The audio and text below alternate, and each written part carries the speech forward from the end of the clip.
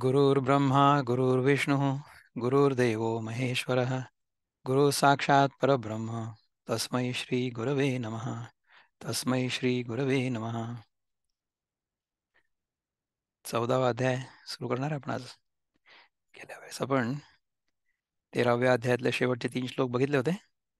यावेळेस 14वा अध्याय. How's that? Awesome. Let's go to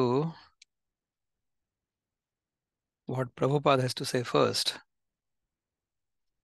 पहिला श्लोक आत्ता बघू आपण इथे. I don't know whether Dnyaneshwari starts with the first verse directly. Maybe ज्ञानेश्वरीपासून सुरू करू, नंतर मग बघूया. ठीक आहे.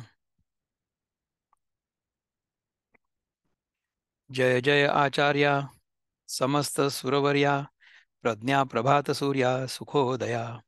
अहो सर्व देवांमध्ये श्रेष्ठ आत्मविषयक बुद्धिरूपी प्रातःकाळ करणारे सूर्य, सुखाचा उदय करणारे गुरु महाराज, श्री गुरु महाराज, आपला जय जयकार असो.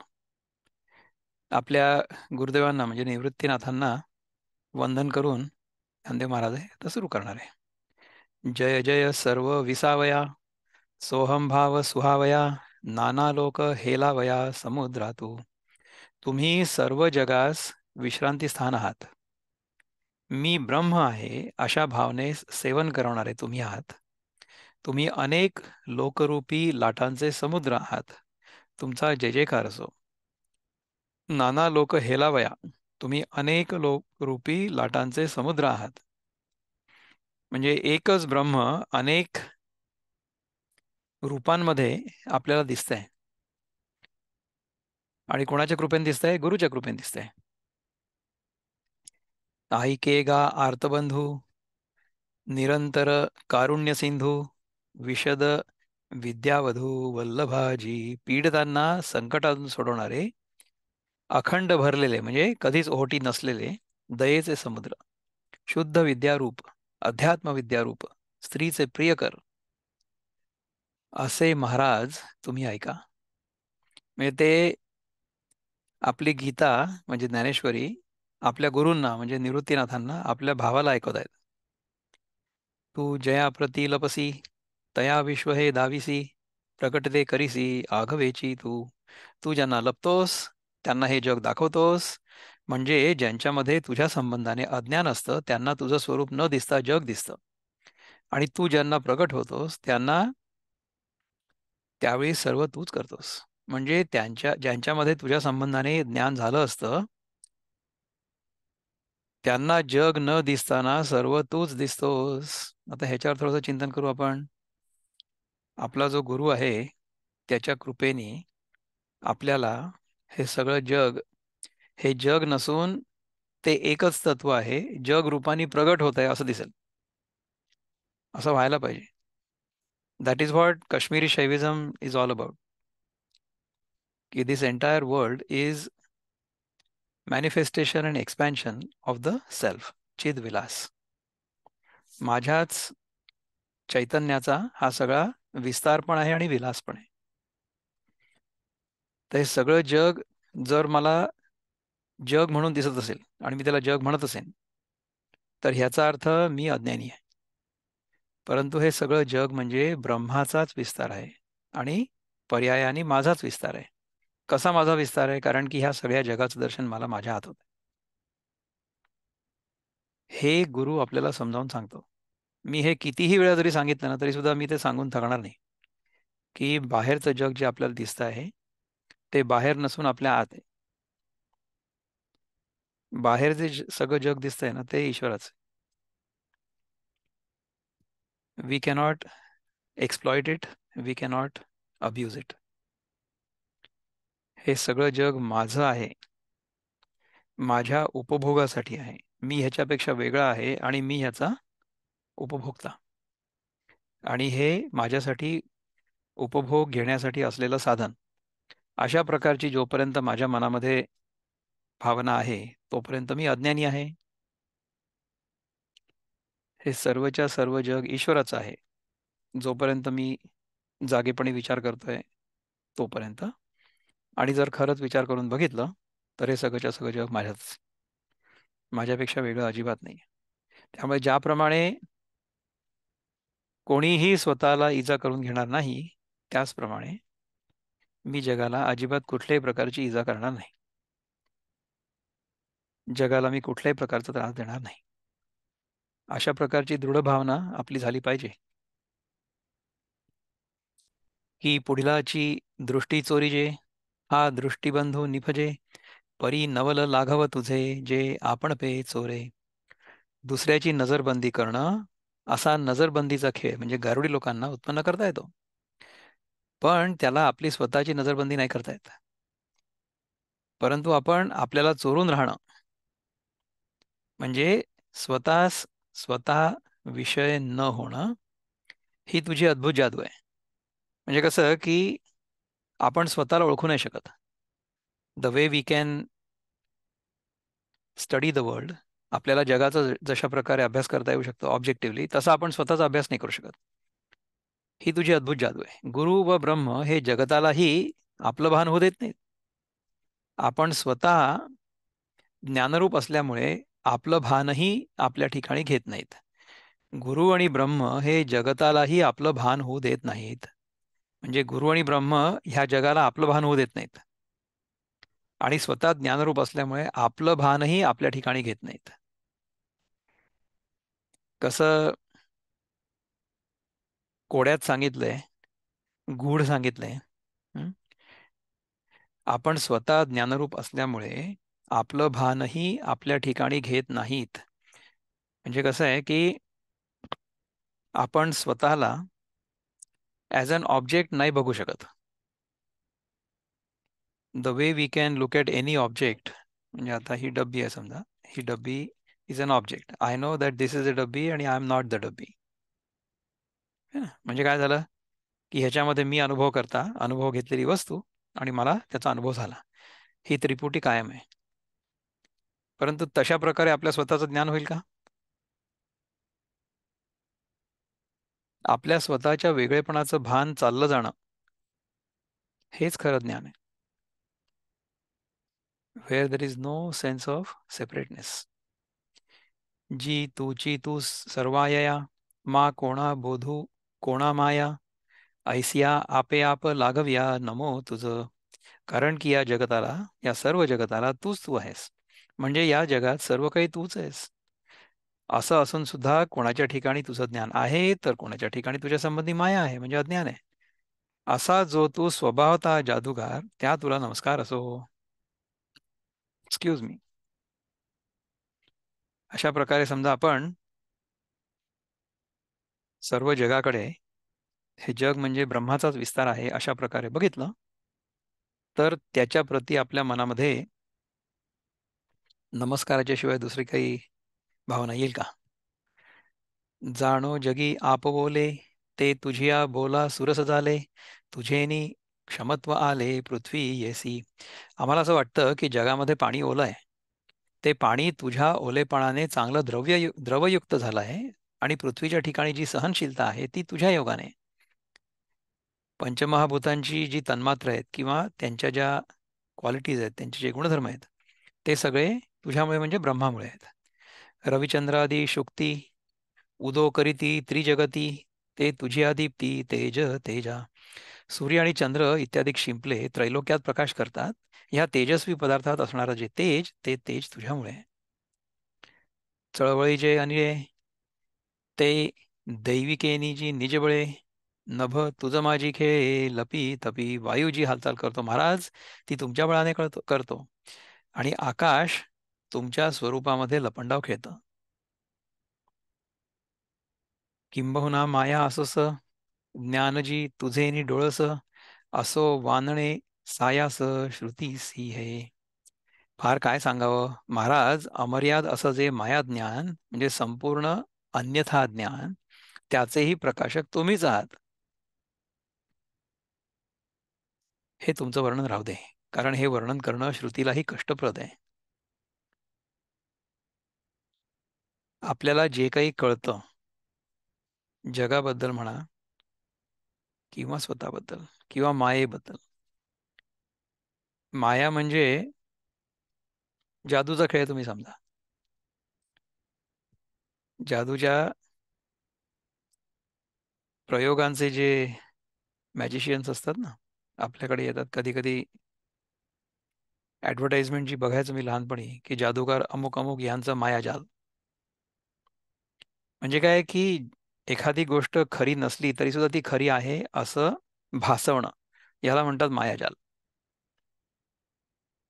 तर जग जे आहे ते जसं आहे तसं आपल्याला दिसत नाही, ही माया आहे. हे जग म्हणजे आपल्या उपभोगाचं साधन आहे, आपल्या सुखाचं साधन आहे असं आपल्याला वाटतं, ही आहे माया.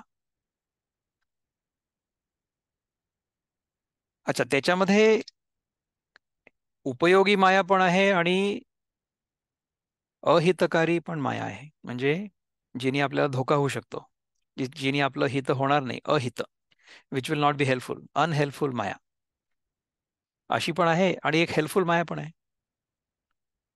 हितकारी किंवा उपयोगी. उपयोगी माया कुठली आहे? उपयोगी माया ही आहे की आपण अशा प्रकारचं चिंतन करू शकतो आणि असं चिंतन करता करता केव्हा तरी देवाच्या कृपेने आपल्याला आपण कोण आहोत याचा बोध होईल. ही उपयोगी माया आहे. आपला हा सगळा कार्यक्रम द्वैतामध्ये सुरू आहे ना. म्हणजे ह्या शरीरातून बोल बाहेर निघतायत आणि तिथल्या शरीरामध्ये कानाच्या वाटे ऐकायला येतात. ही सगळीच्या सगळी माया नाही आहे का?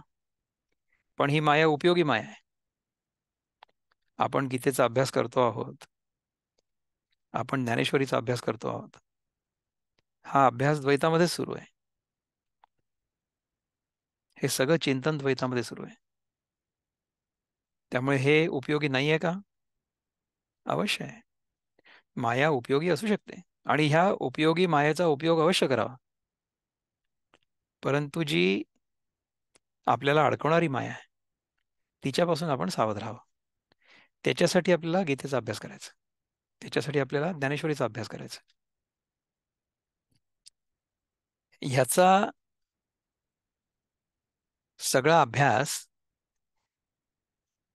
शब्दांमध्ये खरं तर शक्य नाही. म्हणजे कसं की आपल्या स्वरूपाचा बोध शब्दांनी वर्णन करून सांगता येणं शक्य नाही. म्हणजे श्रुतीलाही ते कष्टप्रद आहे. वर्णन करणं हे श्रुतीलाही कष्टप्रद. श्रुती म्हणजे वेद. त्याच्यात सुद्धा स्वतःच्या स्वरूपाचा बोध प्रत्यक्ष करून नाही दिला जात. तुम्ही विचार करा की श्रुती म्हणजे सुद्धा शब्द आणि मंत्रच आहेत ना.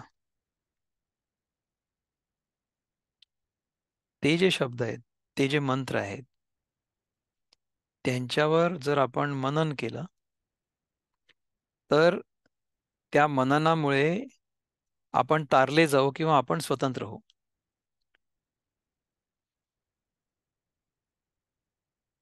त्रायते इति मंत्र किंवा त्रायते इति मंत्र असं म्हणतात. ज्यांनी आपण तरुण जाऊ, ज्यांनी आपलं तारण होतं. आपण समजा पाण्यात पडलेलो असो आणि पाण्यातून आपल्याला जर बाहेर निघायचं असेल, तर ज्याच्या आधाराने आपण बाहेर निघू ते आपलं तारण आहे असं आपण समजू. So it will help us float and it will bring us out of the water. तर ज्याच्या आधाराने, ज्याच्या चिंतनामुळे, ज्याच्या मननामुळे आपण या भवसागरातून, दुःखाच्या भवसागरातून पूर्णपणे तरून जाऊ, त्याला आपण म्हणू मंत्र. परंतु तरुण गेलो आहे हा जो अनुभव आहे, हा मंत्र देऊ शकतो का? मंत्र त्या दिशेने बोट दाखवेल, मार्गदर्शन करेल. म्हणजे बघा की हा जो रस्ता आहे हा आता कुठे जातो, बघा माझ्या मागचा रस्ता आहे तो कुठे कुठे जातो, राईट. समजा इथे या रस्त्यावर पाटी असेल की हा रस्ता अमुक जागी जातो. मागे आपण एकदा बघितलं होतं ना की पुण्यामध्ये एका जागी अशी एक पाटी आहे, तुमची मुंबई ह्या दिशेने, तुमची मुंबई. तर नुसती दिशा जर आपण बघितली किंवा दिशादर्शक फलक जर बघितला म्हणजे काय, साइन पोस्ट, इफ वी सॉ दॅट साइन बोर्ड, तो बघून आपण मुंबईला पोहोचू का? तो मुंबईला पोहोचणार नाही आपण. आपल्याला त्या दिशेने जावं लागेल. तर श्रुती जी आहे किंवा वेद जे आहेत ते आपल्याला त्या दिशेने घेऊन जायला मदत करतात. So Veda is going to only be the means by which we realise our own essential nature. त्यामुळे त्या अनुभवाचं वर्णन श्रुती नाही करू शकत. त्या अनुभवाच्या वर्णनाकडे कसं जायचं त्याच्याबद्दल आपल्याला ते मार्गदर्शन करू शकतं. आणि मग आपण कोण आहोत याचा बोध झाला की मग त्या बोधामध्ये माणूस पूर्णपणे शांत होईल, नाही? वेद वानुनी तवची चांग, जव न दिसे तुझे अंग, मग आम्हा तया मुग एके पाती. जोपर्यंत तुझ्या स्वरूपापर्यंत पोचला नाही तोपर्यंत वेद वर्णन करून अभृत राहतो. म्हणजे तुझ्या स्वरूपाचं वर्णन करण्याचा प्रसंग आला की त्याला आणि आम्हाला एका पंक्तीला बसून मुग घ्यावे लागतात. म्हणजे काय की मुकाट्याने बसावं लागतं. जी एकार्णवाचे ठाई, पाहता थेंबाचा पाडू नाही, मा महानदी काई जाणीत जती. महाराज, प्रलय काळाच्या महासमुद्रात थेंबाचा पत्ता नाही, मग महानद्या तरी कशा जाणल्या जातील? तर नाही. महानद्यांचा देखील प्रलय काळच्या महासमुद्रात पत्ता लागणार नाही. म्हणजे कसं आहे बघा की हे सगळे जे मंत्र आहेत, वेद आहेत, गीता आहे, ज्ञानेश्वरी आहे, आपला हा जो सगळा अभ्यास आहे, हा सगळा अभ्यास म्हणजे समजा नद्या असतील, त्या सगळ्या नद्या जेव्हा प्रलय होईल, प्रलय म्हणजे the whole thing will be covered with water. समजा तुम्ही आत्ता कसं आहे की पृथ्वी आहे, पृथ्वीवरनं नद्या वाहत आहेत, त्या समुद्रात जात आहेत, हे सगळं दिसतंय, बरोबर आहे? समजा असं झालं की पृथ्वीवरचं पाणी सगळं वाढलं आणि सगळंच्या सगळं जग बुडलं, त्याला म्हणून आपण महाप्रलय ना. Everything will sink. सध्या आपल्या पृथ्वीवर किती आहेत बेटं? 7 बेटं आहेत ना. आपल्या पूजा अर्चांमध्ये आपण कधी कधी सप्तद्वीपा वसुंधरा हा शब्द ऐकतो. सप्तद्वीपा वसुंधरा म्हणजे आपली ही जी वसुंधरा आहे ह्याच्यावर 7 बेटं आहेत, सप्तद्वीपा म्हणजे 7 कॉन्टिनेंट्स. समजा महाप्रलय झाला, महाप्रलय झाला तर काय होईल? सगळ्याच्या सगळं बुडेल ना खाली. Everything will sink. ते जेव्हा होईल तेव्हा ज्या नद्या असतील त्या दिसतील का? आता नद्या का दिसत आहेत? कारण की समुद्र पण आहे आणि जमीन पण आहे. समुद्राचं पाणी ढग बनून आकाशात जात आहे, तिकडनं ते पावसाळ्यामध्ये खाली पडतंय आणि मग तेच पाणी वाहत वाहत पुन्हा समुद्राकडे जात आहे, दॅट इज नदी. पण महाप्रलयामध्ये ही नदी नाहीशी होईल, दिसणारच नाही. त्याचप्रमाणे आपल्याला स्वतःचा बोध जेव्हा होईल, ज्या क्षणी होईल त्या क्षणी गीता, ज्ञानेश्वरी, वेद ह्या सगळ्या गोष्टी दे विल बिकम रिडंडंट. त्यांचा काही अर्थ नाही उरणार. का? कारण की त्या गोष्टी फक्त आपल्याला त्या दिशेने जाण्यापुरत्या मार्गदर्शक म्हणून होत्या किंवा आहेत. जेव्हा आपल्याला आपल्या स्वरूपाचा बोध होईल किंवा ज्या क्षणी होईल, ज्या क्षणी होतो त्या क्षणी आपण शांत होऊन जाऊ. इथे शब्दच उरत नाही, कारण की शब्दांमध्ये तो अनुभव वर्णन करता येण्यासारखा नाहीये. म्हणून आपण हा अभ्यास करतो. केव्हा तरी देवाच्या कृपेने आपल्याला तो बोध होईल. का उदय लिया भास्वतू, उदय लिया भास्वतू, चंद्र जैसा खद्योतू, आम्हा श्रुती तुझा हातू तो पाडू असे. अथवा सूर्य उगवल्यावर चंद्र जसा काजव्यासारखा, त्याप्रमाणे तुझ्या वर्णनाविषयी आमची आणि वेदाची अवस्था होते.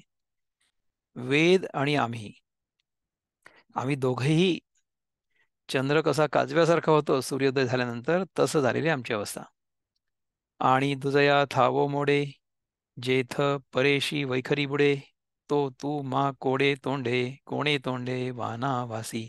आणि द्वैताचा जिथे जोर नाहीसा होतो व वैखरी वाचाही परावाणीसह नाहीशी होते, असा जो तू, त्या तुझे मग परा, पश्यंती इत्यादी वाचांपैकी कोणत्या वाचने वर्णन करावे? द्वैताचा जोर जिथे नाहीसा होतो. द्वैताचा जोर नाहीसा होतो याचा अर्थ काय? की जिथे सांगायला कोणी नाहीच आहे, ऐकायला कोणी नाहीच आहे. सध्या आपलं हे चिंतन द्वैतामध्ये सुरू आहे,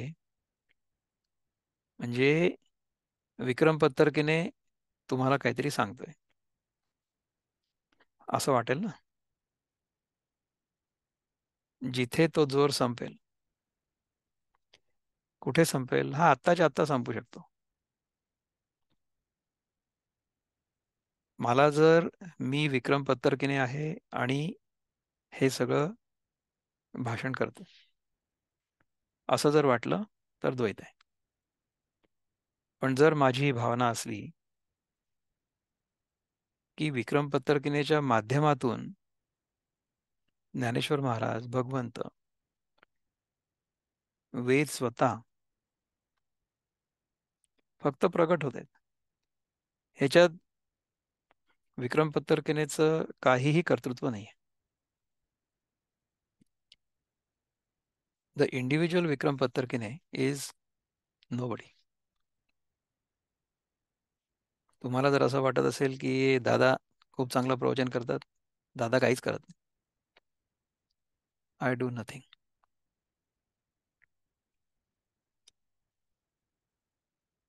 जर विक्रम पत्तरकिनेचा अहंकार या सगळ्या कार्यक्रमात राहिला आणि जर असं वाटत राहिलं की विक्रम पत्तरकिने नावाची व्यक्ती हे करते, तर ह्या चिंतनाला काही अर्थ नाही. हे सगळंच्या सगळं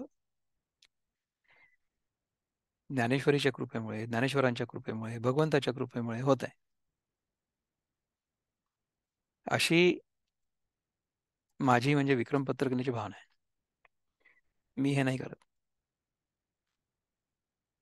विक्रम पत्तरकिने नावाचा जो इंडिव्हिज्युअल आहे तुमच्यासारखा, तो साधकच आहे, तो शिकतोय.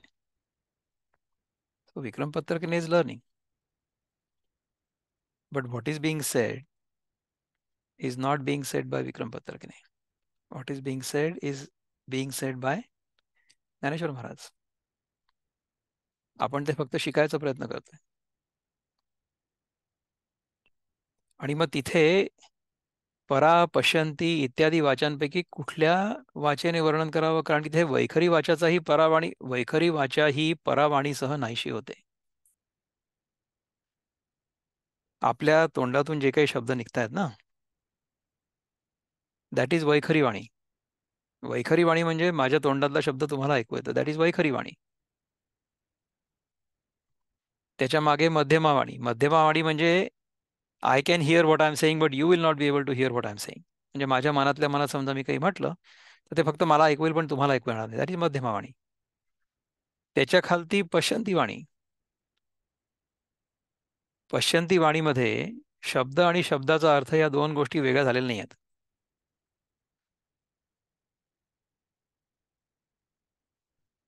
आणि परावाणी म्हणजे त्याच्या पलीकडली, म्हणजे at the pure thought level. So that pure thought will eventually come out as vaikhari vani.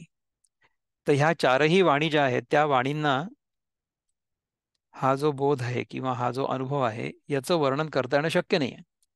तर जिथे या सगळ्या वाणी शांत होतात तिथे गुरु महाराज आपण आहात, म्हणजे परब्रह्म तू आहेस. अद्वैतामध्ये ज्याला आपण परब्रह्म परमात्मा म्हणू, परब्रह्म म्हणू, त्यालाच योगामध्ये परमात्मा म्हटलं जाईल आणि त्यालाच सगुण साकार द्वैतामध्ये ईश्वर म्हटलं जाईल. कृष्ण, राम म्हणजे अवतार कुठलाही, सम काइंड ऑफ अवतार.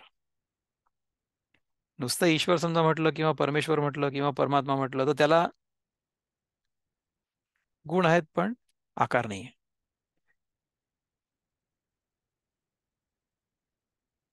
सगुण निराकार. अवतार जो आहे तो सगुण साकार आहे. आणि आपण ब्रह्माबद्दल किंवा परब्रह्माबद्दल जे बोलतो दॅट इज निर्गुण निराकार. तिन्ही गोष्टी एकच आहेत. They are only manifesting differently. That's all. So is there a God of someone who is in Advaita? That God will be called Parabrahma. Advaita will say की ते परब्रह्म तुझ्यापेक्षा वेगळं नसून ते तूच आहेस. Your own awareness, your own essential nature is Parabrahma. तत्वमसी. ते तू आहेस. हा अद्वैताचा बोध आहे. इथे सगळ्या प्रकारची वाणी संपूर्णपणे शांत होते. मग दादा तुम्ही कशाला बोलताय? मी नाही बोलत आहे. ज्ञानेश्वर महाराज बोलताय आणि मी फक्त ऐकतोय. याला गियाता स्तुती सांडूनी निवांता चरणी ठेवी जय माथा हेची भले. याकरता आता स्तुती करण्याचं सोडून देऊन मुकाट्याने आपल्या चरणावर मस्तक ठेवावं हेच चांगलं. तरी तू जैसा आहासी तैसिया नमोजी श्री गुरुराया मज ग्रंथोद्यमो फळावया व्यवहारा होई. तर हो गुरु महाराज, आपण जसे आहात तशाच तुम्हाला मी आता नमस्कार करतो आणि आपण मजवर एवढी कृपा करा की माझा ग्रंथरूप उद्योग सफल होण्यास आपण सावकार व्हा. आता कृपा भांडवल सोडी भरी मती माझी पोतळी करी ज्ञानपद्य जोडी थोरा माते. आता कृपारूपी भांडवल सोडा आणि माझी बुद्धिरूपी पिशवी भरा आणि ज्ञानाने भरलेल्या काव्याच्या लाभाने मला थोर करा. आता बघा की he is asking Nivruttinath his guru to open up his treasure.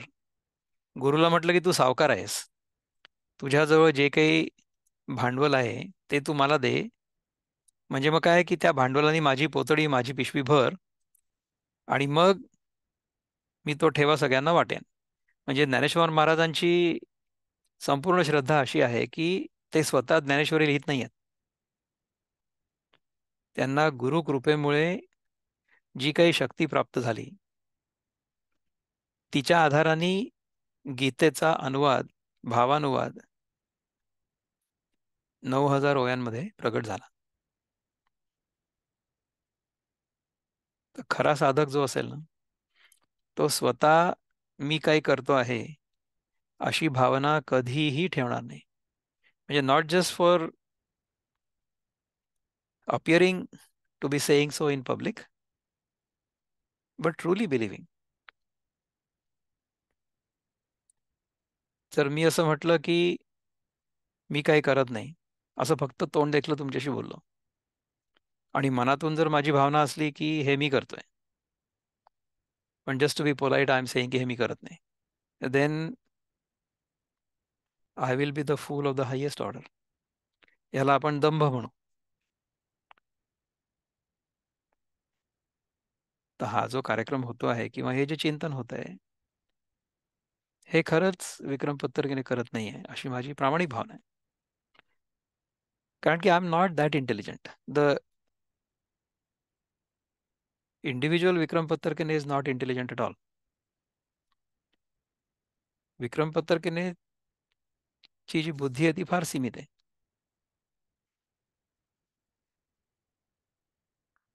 त्यामुळे एवढं सगळं जे चिंतन होत आहे हे सगळं विक्रम पत्तरकीने करूच नाही शकत. Not possible. तर तुम्ही तशा दृष्टीने हे बघूच नका. इफ यू कीप थिंकिंग की दादा तुम्हाला प्रवचन देत आहेत तर you will be mistaken. Dnyaneshwar Maharaj आपल्याला सांगतात आणि ज्ञानेश्वर महाराज स्वतः म्हणतात की हे माझं नाही आहे, हे गुरुनी मला दिलं. गुरुचं भांडवल मी घेतलं आणि ते मी तुम्हाला वाटतोय असं जर ज्ञानेश्वर महाराज म्हणत असतील तर कॅन विक्रम पत्तरकीने से की हे मी तुम्हाला सांगतोय म्हणून. I am not saying this to you. This is just an entire अखंड परंपरा. That अखंड परंपरा starts from आदिगुरु. यांचा जो आदिगुरु आहे नाथ परंपरेमध्ये तो म्हणजे शंकर भगवान स्वतः. त्याच्या थ्रू सगळे त्यांचे मास्टर्स आणि डिसायपल झाले तयार. त्याच्यामुळे शेवटचे जे होते disciple, that was Dnyaneshwar Maharaj. तर ज्ञानेश्वर महाराजांनी कधीच असं म्हटलं नाही की मी हे केलंय म्हणून, मी हे केलंय. तर ज्ञानेश्वर महाराज असं म्हणतायत की हे मी केलेलं नाही. आता आपण कसं म्हणू शकतो की हे मी करतो? That will be the foolishness of the highest order, नाही? मग मी संसरेन तेणे करीन संतांसी कर्णभूषणे लेववीन सुलक्षणे विवेकाची. मग मी त्या योगाने सावरेन आणि मग विचारांची चांगली लक्षणं असलेली सुंदर कर्णभूषणे म्हणजे भिगबाळी करून ती संतांना घालीन. म्हणजे हे सगळं मी तुमच्याकडनं भांडवल घेतलं. म्हणजे I borrowed gold from you and I converted that into beautiful ornaments and I am going to give those ornaments to these संत महात्मे, संत लोक जे माझं प्रवचन ऐकतायत. सो माझ्या तोंडातून निघणारे शब्द जे आहेत ते त्यांच्या कानात पडतायत ना. तर ते शब्द इतके सुंदर असू देत की त्या कानामध्ये जी आभूषणं असतात, आजकालच्या भाषेत सांगायचं म्हणजे इयर रिंग्स, तशी ती व्हावी अशा प्रकारची प्रार्थना ज्ञानदेव महाराज त्यांच्या गुरुकडे करतात. लेववीन सुलक्षणे विवेकाची, विचारांची चांगली लक्षणं असलेली सुंदर कर्णभूषणे म्हणजे भिगबाळी करून ती संतांना घालीन. So I will make ornaments out of the gold I borrow from you, and I'll give those ornaments to the people who are listening to me. जी गीतार्थ निधान काढू माझे मन सुई स्नेहांजन आपले तू. महाराज माझं मन गीतार्थ रूपी ठेवा काढण्यास समर्थ व्हावं. याच्यानंतर चायनीज कसं काही द्यायला असेल. दिस इज सो सरप्राइझिंग आहे ना. कसं असतं बा, याकरता तुम्ही आपलं कृपारूपी अंजन माझ्या बुद्धिरूपी डोळ्यात घाला. माझं मन गीतार्थ रूपी ठेवा काढण्यास समर्थ व्हावं म्हणजे गीतेचा अर्थ मला समजावा आणि तो मी सांगू शकेन लोकांना असं व्हावं. तर त्याकरता तुम्ही तुमचं जे कृपारूपी अंजन आहे म्हणजे डोळ्यामध्ये जे घालतात ना, ज्याच्यामुळे आपली दृष्टी चांगली होते, अशा माझ्या बुद्धिरूपी डोळ्यात घाला. हे वाक्सृष्टी एके वेळे देख तू माझे बुद्धीचे डोळे तैसा उदय जो जो निर्मळे कारुण्य बिंबे. जेणेकरून हे शब्दरूपी जगत एकाच सपाट्यात माझ्या बुद्धीच्या ज्ञानाला आकलन करता येईल. शब्दरूपी जगत माझ्या बुद्धीच्या ज्ञानाला आकलन करता येईल, त्याच्यासाठी माझ्या डोळ्यामध्ये अंजन घाला. या तऱ्हेने हे श्री गुरुसूर्या आपण आपल्या करुणारूप शुद्ध बिंबाने उदयास यावे. गुरुसूर्या आपल्या करुणारूप शुद्ध बिंबाने उदयास यावे. गुरुजी किती स्तुती करतात पहा ज्ञानदेव महाराज. माझी प्रज्ञा वेली वेल्हाळ काव्ये होय सफळ तो वसंतू होय स्नेहाळ शिरोमणी. हे कृपाळू श्रेष्ठा, हे कृपाळू श्रेष्ठा गुरव श्री गुरव, माझ्या बुद्धिरूपी सुंदर वेलाला काव्यरूपी चांगलं फळ ज्या योगाने येईल तो वसंत ऋतू आपण व्हा. माझ्या बुद्धिरूपी सुंदर वेलाला काव्यरूपी चांगलं फळ येईल ज्या योगाने येईल तो वसंत ऋतू आपण व्हा. प्रमेय महापुरे हे मतिगंगा ये थोरे तैसा वरिष उदारे दिठी वेणी. ज्या योगाने ही बुद्धिरूप गंगा ब्रह्मसिद्धांत रूपी बोधाचा महापूर येऊन चांगली फोफावेल त्या प्रकारे उदार दृष्टीचा वर्षाव होऊ दे. ज्या योगाने ही बुद्धिरूप गंगा ब्रह्मसिद्धांत रूपी बोधाचा महापूर येऊन चांगली फोफावेल. बुद्धिरूपी गंगा महापूर येऊन फोफावेल अशी वर्षा, अशी वृष्टी तुम्ही करा. किती वेगळे वेगळे दृष्टांत दिलेत. अगा विश्वैकधामा तुझा प्रसाद चंद्रमा करू मज पौर्णिमा स्फूर्तीची जी. हे सर्व जगताला एकच आश्रय असणाऱ्या श्री गुरुराया तुझा प्रसन्नता रूप चंद्र माझ्या अंतःकरणात उदयाला येऊन स्फूर्तिरूप पौर्णिमा करो. जी अवलोकिलिया माते उन्मेष सागरी भरिते ओसंडेल स्फूर्ती ते रस वृत्तीचे. महाराज, आपण मला कृपादृष्टीने पाहिलं असता माझ्या बुद्धिरूपी समुद्रात स्फूर्तीला शांत वगैरे नवरसांची भरती येईल. आपण जेव्हा मला कृपादृष्टीने पाहाल तेव्हा माझ्या बुद्धिरूपी समुद्रात मला जी स्फूर्ती असेल ना, ती देखील शांत असेल. हे शांत वगैरे नवरसांची भरती येईल. समुद्रातली स्फूर्ती. तव संतोषोनी श्री गुरुराजे म्हणितले विनती व्याजे मांडिले देखोनी दुजे स्तवन मिशे. तेव्हा संतोषित होऊन गुरुराय म्हणाले, ज्ञानदेवा, विनंती करण्याच्या मिशाने स्तुतीच्या पांघरुणाखाली तू द्वैत केले आहेस असं आम्हाला दिसून येतं. एवढी सगळी स्तुती केली ना, ज्ञानदेव महाराजांनी आपल्या गुरुची स्तुती केली एवढी, निवृत्तीनाथांची.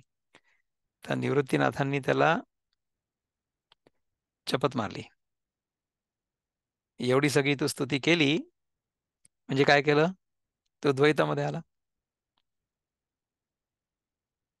तर अशी स्तुती तू करू नको. पण अशी स्तुती आपोआप होते.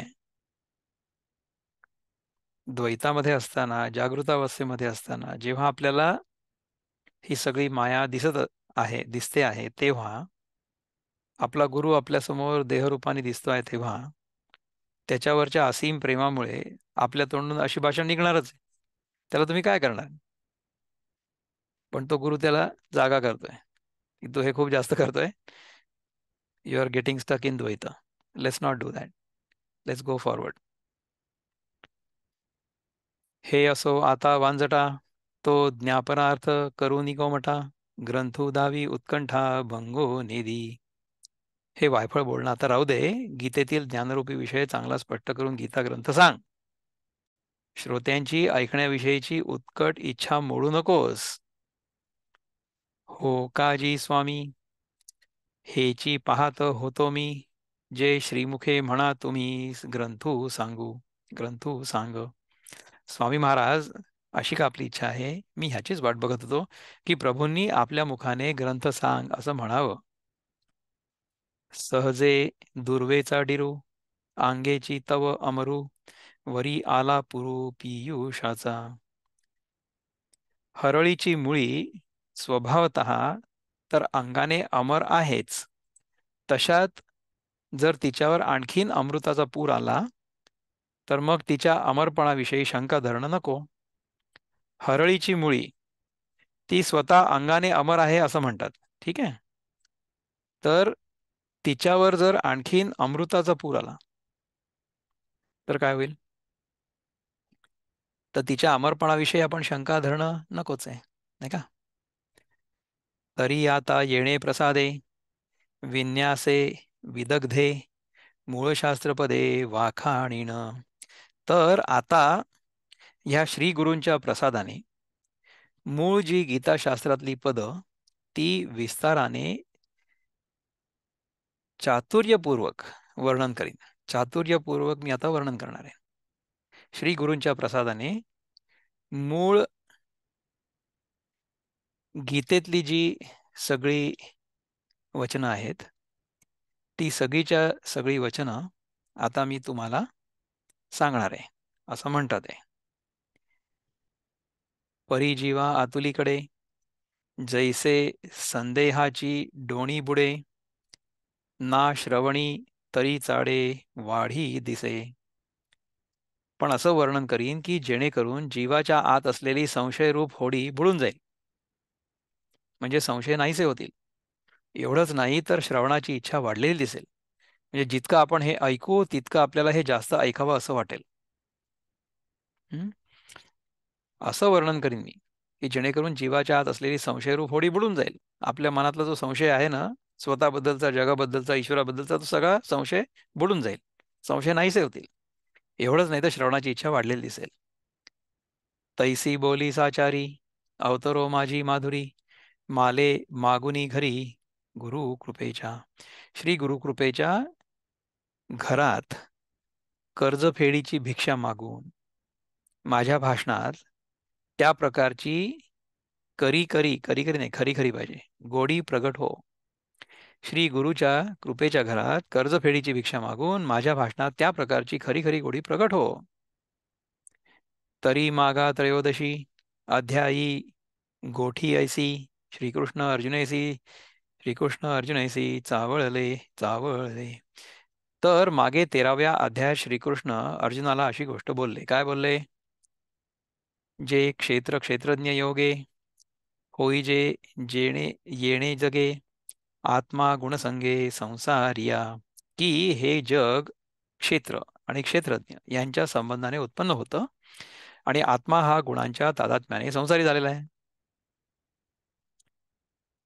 आणि हाची प्रकृती गतू सुख दुःख भोगी हेतू अथवा गुणातीतू केवळ हा. आणि हाच आत्मा प्रकृतीच्या तावडीत गेल्यामुळे सुख दुःख भोगण्यास कारण होतो.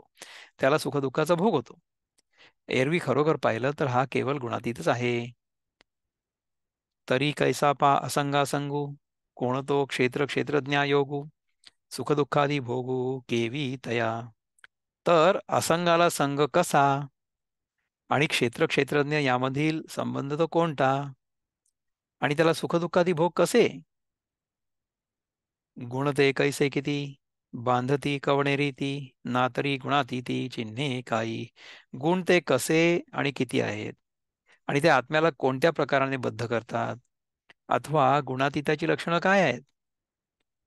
एवं या आघवेया अर्थारूप करावया विशो एथ 14व्या अध्यायासी. ह्याप्रमाणे यावरील सर्व गोष्टींचा अर्थ स्पष्ट सांगणं हा 14व्या अध्यायाचा प्रतिपाद्य विषय आहे. आता हे सगळं इंट्रोडक्शन आहे, प्रस्तावना. या अध्यायामध्ये काय काय सांगणार आहेत त्याच्याबद्दल भगवान भगवान म्हणण्याच्या ज्ञानेश्वर आपल्याला सांगतायत. तरी तो आता ऐसा प्रस्तुत परी ऐसा अभिप्रायो विश्वेशा वैकुंठाचा. तर प्रस्तुत जगाचा स्वामी जो श्रीकृष्ण त्याचा अभिप्राय असा आहे, तो ऐका. तो म्हणे गा अर्जुना अवधानाची सर्व सेना मेळबुनी या ज्ञाना झोंबावे हो. श्रीकृष्ण म्हणाले, हे अर्जुना, अवधानरूपी सर्व सेना एकत्र जुळवून ज्ञानास बिलगावे बरे. अवधानरूपी सर्व सेना एकत्र जुळवून म्हणजे काय आहे की आपलं जे सगळं लक्ष आहे ना, अवधान म्हणजे we want to be attentive. अवधान म्हणजे अटेन्शन. अटेन्शन हा शब्द अवधानवर नाही कदाचित आला असेल, कोणच. तर अवधानरूपी सेना, the whole attention span we should focus. आता जे सांगणार आहे कृष्ण ते म्हणजे ज्ञानेश्वर महाराज. श्रीकृष्ण म्हणाले, हे अर्जुना, अवधानरूपी सर्व सेना एकत्र जुळवून ज्ञानास बिलगावे बरे. आम्ही मागा तुझ बहुती दाविले हे उपपत्ती तरी अजूनी प्रतीती कुशी न निघे. आम्ही मागे तुला पुष्कळ प्रकारच्या युक्तिवादांनी हा विचार समजवलेला आहे, परंतु अजून तुझी अनुभवाची कुशी बाहेर आलेली दिसत नाहीये. त्यामुळे आता भगवान आपल्याला सांगतील. हे किती आहेत बघू आपण. हा 7, 8, 10 ओव्या आहेत फक्त. I think we can do this. तर त्याच्यामध्ये आपल्याला भगवान सांगणार आहे. आता पहिला श्लोक आपण जरूर घेऊ आज. ठीक आहे. श्री भगवान उवाच परम भूय प्रवक्ष्यामि ज्ञानानां ज्ञानमुत्तमं यज्ञात्वा मुनयः सर्वे परां सिद्धिमितो गताः. Shri Bhagavan Uvacha, the Supreme Personality of Godhead said, again I shall declare to you this supreme wisdom, the best of all knowledge, knowing which all the sages have attained the supreme perfection. आता हे मी तुला सांगणार आहे. काय सांगणार आहे? सर्व ज्ञानामध्ये थोर ज्ञान ते सांगतो पुन्हा जे जाणून इथे मोक्ष पावले सगळे मुनी. सर्व ज्ञानामध्ये थोर ज्ञान हे मी तुला पुन्हा सांगणार आहे, जे जाणून इथे सगळे मुनी मोक्ष पावले. त्याच्यासाठी आपले बंधू किशोर कुलकर्णी काय म्हणतात? मुक्तछंदामध्ये म्हणतात की भगवान म्हणाले सांगीन ते श्रेष्ठ व अतिउत्तम ज्ञान ते जाणोनी होई प्राप्त मुनिजनांसी सिद्धी श्रेष्ठ. तुला सांगतो ज्ञान तेहीच श्रेष्ठ असे ते उत्कृष्ट ते तैसेची पार्थ तया जाणिले ज्या मुनींनी यथार्थ प्रपंचातुनी जाहले तेची मुक्त. तुला सांगतो ज्ञान तेहीच श्रेष्ठ, सगळ्यात श्रेष्ठ ज्ञान मी तुला सांगणार आहे. ते उत्कृष्ट आहेच तया जाणले ज्या मुनींनी यथार्थ, ज्यांनी यथार्थ ते जाणलंय, प्रपंचातून जाहले त्याची मुक्त, ते प्रपंचातून पूर्णपणे मुक्त झाले. ज्ञानेश्वर महाराज म्हणतात, श्रीकृष्ण म्हणाले, ज्याला श्रुतींनी पर म्हणून म्हटलं आहे ते सर्व ज्ञानांमध्ये उत्तम आहे, आणि जे जाणून सर्व मुनी या देहबंधनापासून मुक्त होऊन अत्यंत श्रेष्ठ सिद्धी पावले, असं हे ज्ञान मी तुला पुन्हा सांगतो. म्हणोनी गा पुढती सांगी जैल तुझ प्रती, पर म्हणोनी श्रुती डाहा रिले जे. याकरता श्रुतीने पर म्हणजे सर्वांच्या पलीकडे म्हणून जे ज्ञान वारंवार प्रसिद्ध केलं आहे, ते ज्ञान तुला पुन्हा पुन्हा सांगण्यात येईल. एरवी ज्ञान हे आपुले, परी पर ऐसेनी झाले, जे आवडोनी घेतले भवस्वर्गाधिक. सहज विचार करून पाहिलं तर ज्ञान हे आपलं रूपच आहे, परंतु संसार म्हणजे मृत्यूलोक, स्वर्गलोक वगैरे आवडून घेतल्यामुळे ते ज्ञान आपलं स्वरूप असून पर म्हणजे परक असं झालेलं आहे. म्हणजे कसं आहे की हे जे ज्ञान आहे स्वतःच्या स्वरूपाचं, हे तर आपल्याजवळ नेहमी असतं, परंतु हा लोक म्हणजे इहलोक, मृत्यूलोक म्हणजे जागृत अवस्था, आणि स्वर्ग म्हणजे परलोक, लोक आणि परलोक, ह्या दोन्हींच्या आकर्षणामध्ये आपण इतके अडकलेलो आहोत की आपल्याला स्वतःच्या स्वरूपाचा विसर पडलेला आहे, ते आपल्याला दिसतच नाही. So our focal length has shifted from परमात्मा टू जगत. कितीतरी वेळा आपण हे उदाहरण बघितलेलं आहे की समजा आपण आपल्या बोटाकडे बघितलं तर समोरची स्क्रीन दूर आहे, त्यामुळे ती आउट ऑफ फोकस होते. स्क्रीनकडे बघितलं तर हे बोट आउट ऑफ फोकस होतं. तशाच प्रकारे जगत आणि परमात्मा असं समजा तुम्ही. आपला जगाकडे बघण्याचा दृष्टिकोन, हे सगळं जगत हे खरं आहे असं आहे, परंतु ह्याच्या मागे जो परमात्मा दडलेला आहे त्याच्याकडे आपलं लक्षच नाही जात. Our focus is not on the Paramatma, our focus is on the world. The problem is the world itself is Paramatma. म्हणजे एखाद्या स्क्रीनवर आपण सिनेमा बघतो ना, तर तो सिनेमा खरा असतो का? तो सिनेमा म्हणजे काय? तो सिनेमा म्हणजे ती स्क्रीन असतं, त्या स्क्रीनवर सगळं दिसतंय. So imagine the screen to be the Paramatma and the movie to be the jagat. ह्या दोन गोष्टी वेगळ्या आहेत का? एकमेकांपेक्षा भिन्न आहेत का? त्या परमात्म्यावरच जगत प्रगट होत आहे. So the movie is playing on the screen itself. The screen and the movie cannot be separated. पण can the movie be without the screen?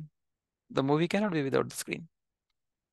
त्यामुळे ह्या सगळ्या जगाचं जे अधिष्ठान आहे, the support, the basis on which this whole world appears, that is Paramatma. पण आपलं तिकडे लक्षच नाही आहे. आणि साहजिक आहे, आपण जेव्हा सिनेमा बघतो तेव्हा आपल्याला स्क्रीन कुठे दिसते? आपल्याला फक्त सिनेमा दिसतो. जर सिनेमा बंद झाला तर स्क्रीन दिसेल. म्हणजे काय? योग हा चित्तवृत्ती निरोधा. योग करा, मेडिटेशन करा, ध्यान करा. ध्यान केलं की सिनेमा बंद होतो. परंतु ध्यान संपलं किंवा पुन्हा धूमधडाका, महाभारत, शोले सुरू. नाही. What Advaita will teach you is, even when that Dhumdalaka, Sholay, Mahabharata is going on, nothing is happening to the screen. So even though all kinds of things might be happening in my awareness, nothing is actually happening to the awareness. तुम्हीच विचार करा. तुम्ही जर शांत बसला, थोडासा विचार केला, थोडासा विचार करा फक्त. जास्त काही करायची गरज नाही. ध्यान करायची पण गरज नाही आहे. योगासनं करायची गरज नाही आहे. उपास तपास करायची गरज नाही आहे. भजन कीर्तन करायची गरज नाही आहे. समाजसेवा करायची गरज नाही आहे. काहीच करायची गरज नाही आहे. फक्त समजायचंय. काय समजायचंय? की हे सगळंच्या सगळं जे काही होत आहे ना, ते सगळं माझ्या स्वतःच्या जाणीवेमध्ये होत आहे असं फक्त वाटतंय. होत काहीच नाही. This entire thing is like a show. It's an appearance. जोपर्यंत हे पूर्णपणे कळत नाही ना, तोपर्यंत मुक्ती नाही आहे.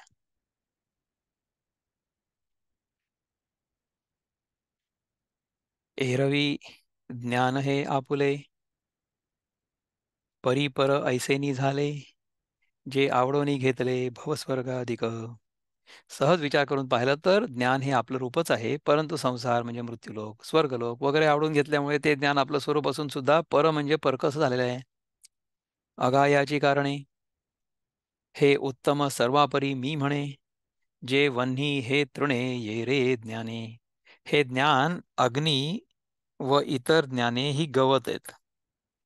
म्हणून अर्जुना, हे ज्ञान सर्व ज्ञानांपेक्षा उत्तम आहे असं मी म्हणतो. म्हणजे जे अपरा ज्ञान आहे ना, the knowledge of the relative world, this is like तृण म्हणजे गवत. आणि परज्ञान जे आहे किंवा पराज्ञान किंवा पराविद्या, इट इज लाईक अग्नी. So the knowledge of the self is like A fire which will burn away the relative knowledge. जगाबद्दल तुम्ही कितीही ज्ञान संपादन करा, तुम्ही जगातले सगळ्यात जास्त विद्वान होऊन जा, नोबेल प्राइज विनर होऊन जा, तरी सुद्धा तुम्हाला जोपर्यंत तुमच्या स्वतःच्या स्वरूपाचा बोध होत नाही, तोपर्यंत त्या ज्ञानाला काही किंमत नाही. ते ज्ञान गवतासारखं आहे, भुसा, sawdust. That entire thing will be blown away completely when you realize who you are. How will it get blown away? Can't you will realize that it was never there in the first place. It was only an appearance. That is why it will simply get blown away. स्वतःच्या स्वरूपाचा बोध झाल्यानंतर बाहेरच्या जगाचं जे काही ज्ञान होतं ते सगळंच्या सगळं विरघळून जाईल ना. एकदा आपल्याला कळलं की इथे साप नसून ही दोरी आहे, तेव्हा साप कुठे गेला? अरे तो साप नव्हताच कधी तिकडे, त्या दोरीलाच आपण साप मानलेलो होतो.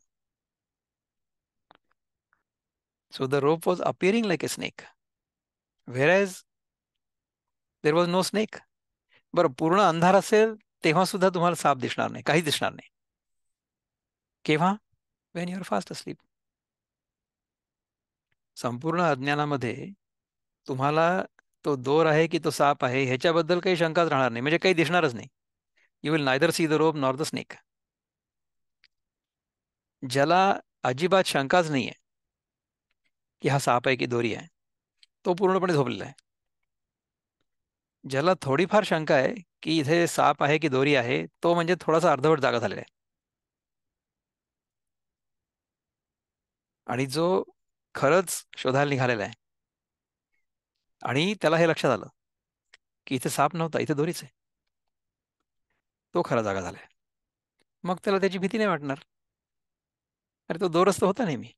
It was always a rope, it was never a snake. साप आणि दोर जोपर्यंत येत नाही तोपर्यंत अद्वैत पूर्ण नाही होऊ शकत, राईट?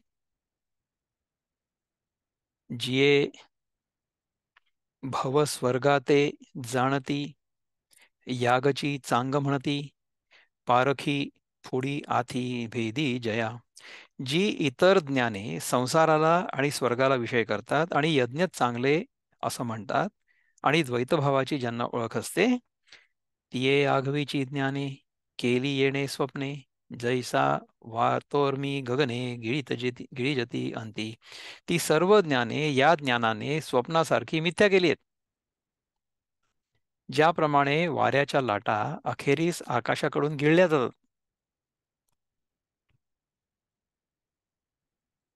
ही सगळी जी ज्ञानं आहेत ना बाहेरची, ती सगळीच्या सगळी स्वप्नवत आहेत आणि मिथ्या आहेत. म्हणजे आहे असं वाटतंय पण ऍक्च्युली ती नाही आहेत.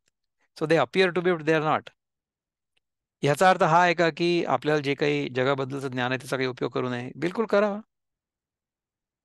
आपल्याला जर कृषी किंवा शेती माहिती असेल तर आपण त्या योगाने शेती करावी, अन्न पिकवावं, अन्न खावं.